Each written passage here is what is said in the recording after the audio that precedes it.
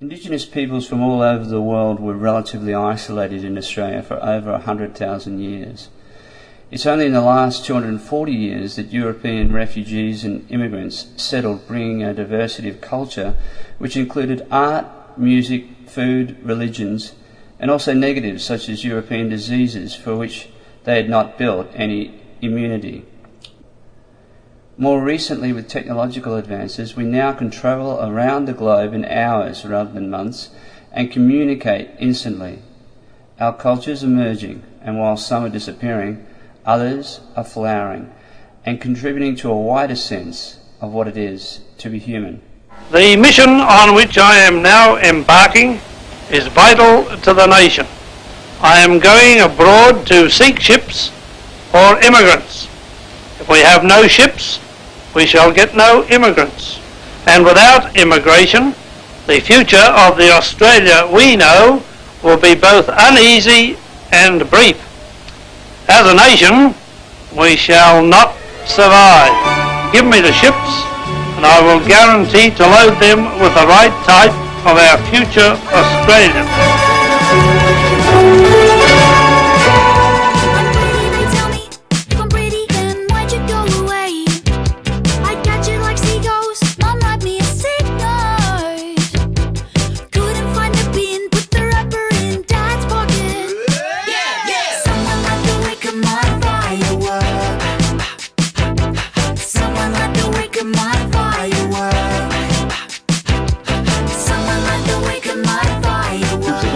We have one of the most welcoming communities in the Gladstone region here. We have the Multicultural Week, and we also have the Multicultural Festival, which has been going on for a lot of years, more and more popular every year, and you've just got to go down there and see all the different cultures interacting together. We have citizenship ceremonies every month in the council chambers. There's 20 plus people every month becoming Australian citizens and choosing to live here in the Gladstone region. I think that's got a lot to do with the fact that, you know, the people, the community and the people are welcoming. Someone like to wake up my firework. Someone like to wake up my firework.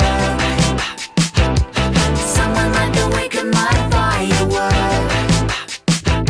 Someone like to wake up my firework.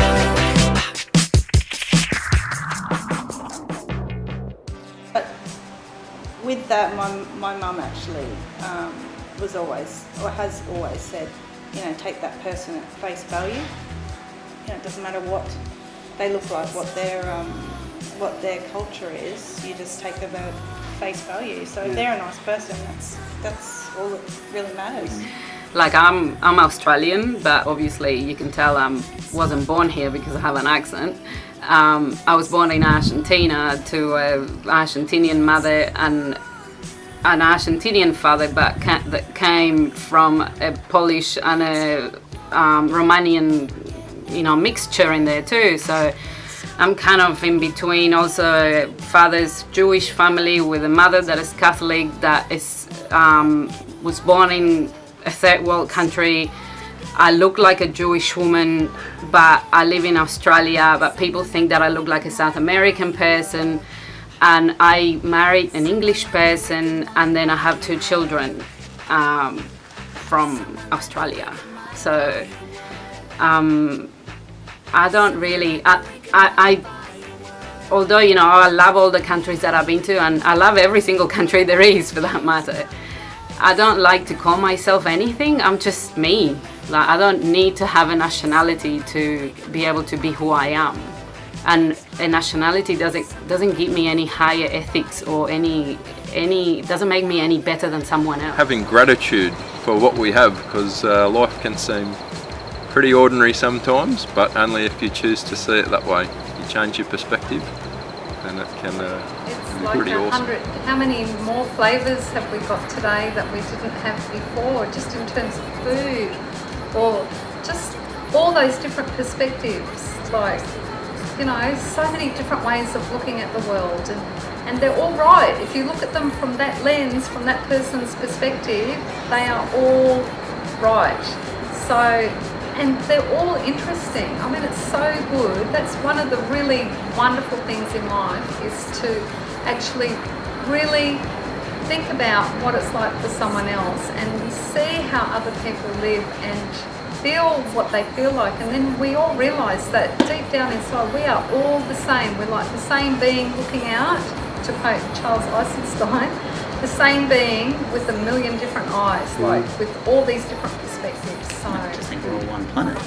I don't see race, colour, religion or anything like that. It's just absolutely ridiculous, and I think there'll be times in 50 or 100 years time we'll look back and we'll wonder what was all the fuss was about. Like, you know, I don't entertain hate, or and when newspapers incite hate with some of their headlines deliberately to try and turn cultures or religions against each other, it's disgraceful, to be quite honest, and I won't have it. But you're never going to get loyaler or better citizens than somebody who've been welcomed with open arms, who are fleeing terror, who know their lives and futures are very much at risk in their home country, but then they're welcomed when they come to Australia.